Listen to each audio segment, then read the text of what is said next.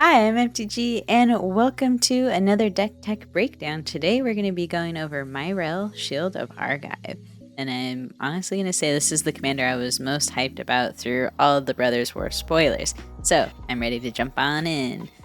This commander is going to be great just for recastability because it is 4 CMC. So typically, as far as like the scale of commanders I usually like going for with what their CMC cost is 4.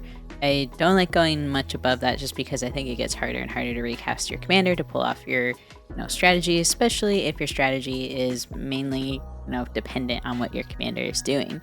So going into what their abilities do, they have during your turn, your opponents can't cast spells or activate abilities of artifacts, creatures, or enchantments. So that alone is great because it's built-in protection on your turn to make sure your opponents can't really interact with you so you can do your shenanigans. The other part of this that makes this card really great is whenever they attack, create X11 colorless soldier artifact creature tokens, where X is the number of soldiers you control. So with this, I think you could do a couple of interesting things.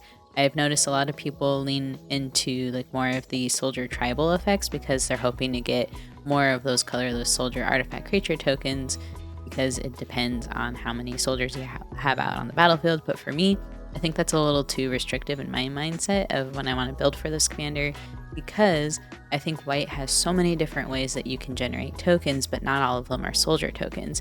And some of my favorite cards for just swarming the board don't make soldier tokens, like Adeline, Rabble Rousing don't make soldier tokens. So for my focus on this commander is I'm just looking at some soldiers, but not trying to do a full-on soldier tribal effect. The other reason being with that is I don't think there's enough soldier support to really make that super great. And I wouldn't want to sacrifice like maybe my ability to make more tokens or have more of a punchable board state than, just to try to fit whatever soldier tribal effects that maybe it's tempting to lean into here. So my overall take for this commander is that it's basically a grand abolisher in the command zone, and it leaves you up for, token go wide strategies. But I think with its, built-in protection that it has, it may open up the kind of knee-jerk reaction to want to be like a stacks deck because you're essentially stopping, your players from being able to interact with you on your turn. My personal preference though is I feel like stacks slows down the game a lot at mid power, so it's really hard to find the motivation, at least for me at mid power games, to try to lean more into the stacks effect. So as far as effects that I would put in this deck that might be called stacks are going to be forcing creatures that your opponents own to come in tapped. And there's actually some good soldier support that has these kind of abilities. And the reason why I think it's important to add a little bit of the effects that make creatures come into the board tapped is because your commander wants to attack and make those tokens. So if you want to make more tokens, you want to feel confident swinging out with your commander.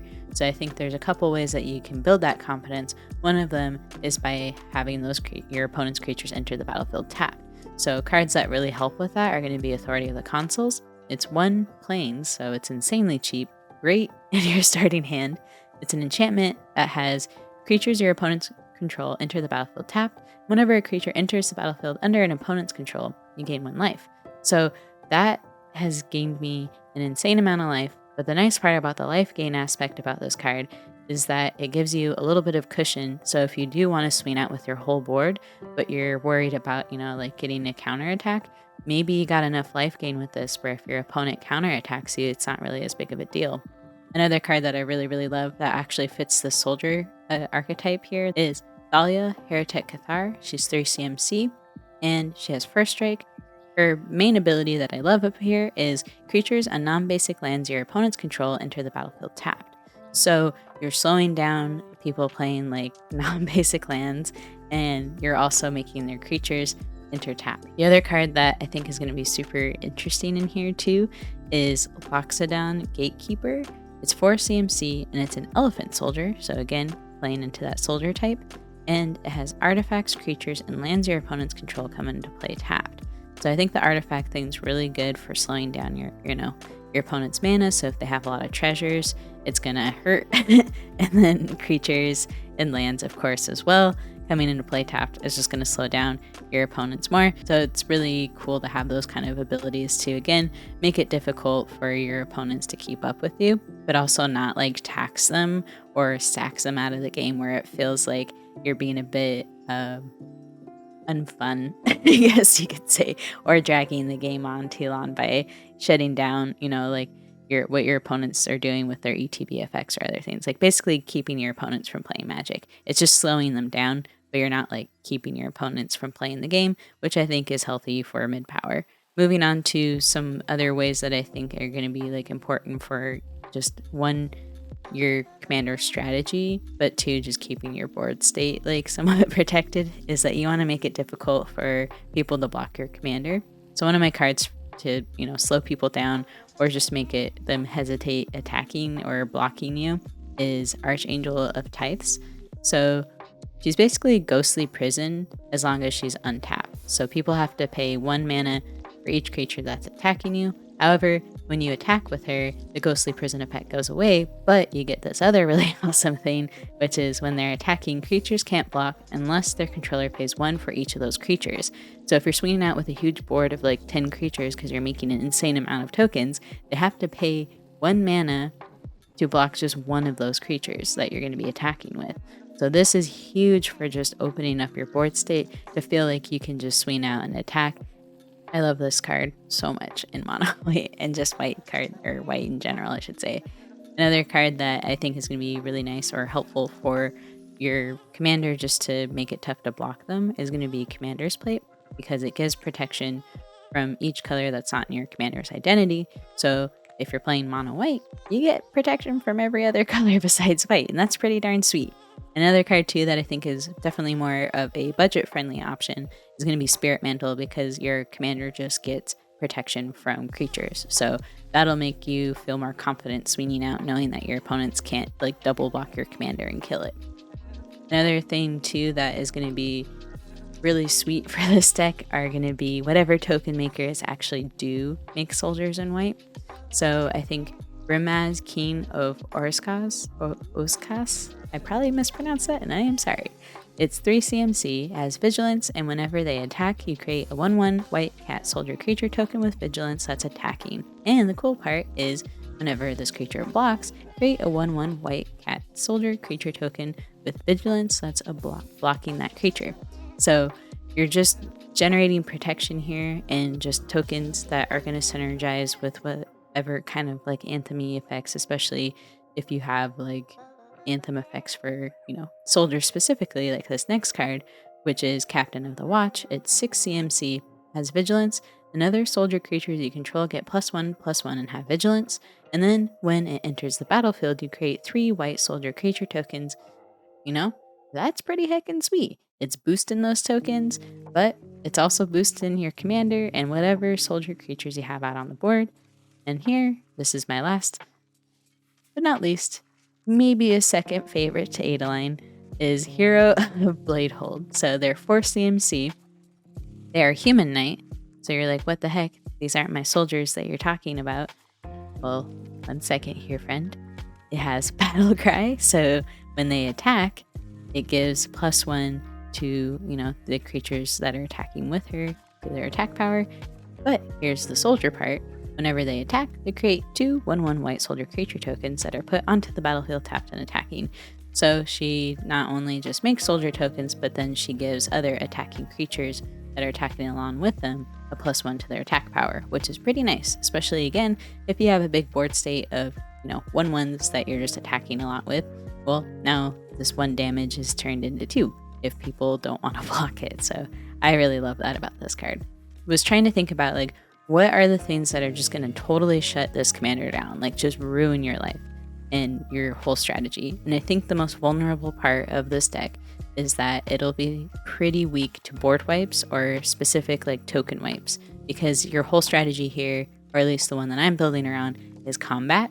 And so a big part of combat is being able to have a board state where you can deal damage. So how can we, protect our board state? Well, I think one of the things that is going to be really important is people are going to want to blow up your commander So they can't blow it up on your turn, so they'll probably blow it up on their turn. And what's a nice passive way to keep your commander somewhat protected is Bastion Protector. So it's 3 CMC, and it says commander creatures you control have +2/+2 and indestructible. So that'll help with the destroy effects. Yes, it'll die to exile, but at least you're forcing out those specific removal spells. Another card that I think is going to be important for keeping your board state alive, because you do have so many tokens, like flickering cards, in response to a board wipe or a removal piece aren't going to save your pieces if you have tokens. So phasing out effects are going to be great for that. So you have Teferi's Protection and you have Guardian of Faith, which both will phase out your whole board state and, well, not your whole board state, but they'll phase out the things that you care about. At least Teferi will phase out your whole board state, but Guardian of Faith will phase out each creatures you control. And so if you haven't seen Guardian of Faith before, it's a great card if you, again, are really depending on trying to keep your board states protected.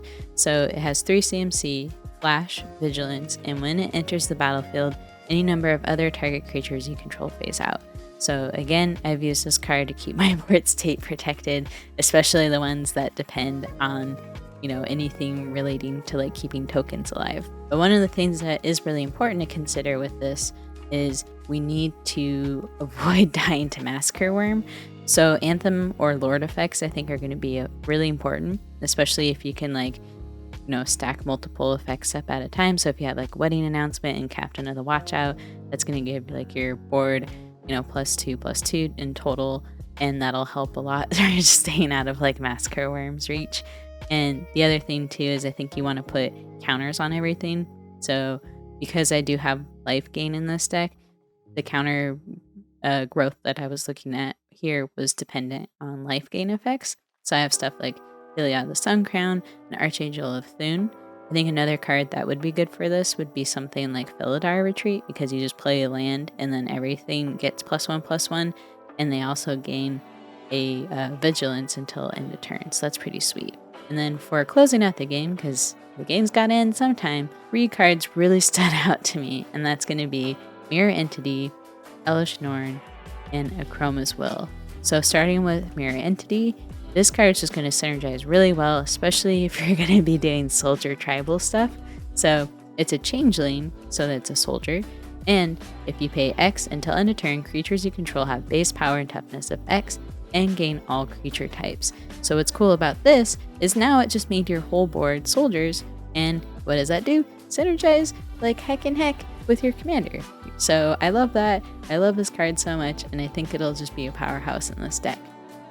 Elesh Norn, most of you know what this does, and if you don't, you are a pure, innocent, sweet magic player.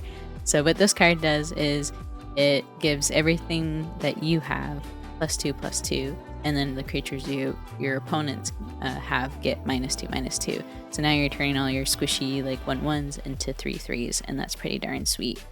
The other card too that I love for just closing out the game is Akroma's Will, because if you have your commander out, it's keyword soup, and it pretty much just wins you the game because you gain protection from all color types. So you basically can't be blocked, and then your creatures get double strike, but they also get flying, vigilance, and indestructible and lifelink. So if someone has a bajillion artifacts out, maybe you can just still fly over the top of their heads and they can't block you anyways. So more often than not, it makes your board state unblockable. And the nice part about your commander is if you're depending on Akroma's Will as your win con, then people can't counter it if your commander's out, because people can't cast spells to counter Akroma's Will. So this is just going to be a monster of a freaking closer here. And then I did want to say 2 cards that I think were really cool, runner, or ones that I wanted to give a shout out to, are going to be Grand Crescendo, because I think that Grand Crescendo, I don't have it in my current deck list, but I think the fact that it makes tokens and gives your board state indestructible is going to be really powerful. And then the other card too that I want to say is probably going to be an interesting win con as well is Divine Visitation, because it would turn all those soldiers that would be 1/1s into 4/4 angels with flying, and that might be a more powerful way to take out your opponents, especially if you're capable of producing tokens in mass quantity. So that was just my view of this deck. I would really love to hear what you think would be good adds as well, or what direction you took this commander, and if you're building them out like me. I'm always really excited whenever I see an awesome mono white commander, so yeah, I'm excited about this one. Anyways, thank you so much for watching, and have a good one. Bye.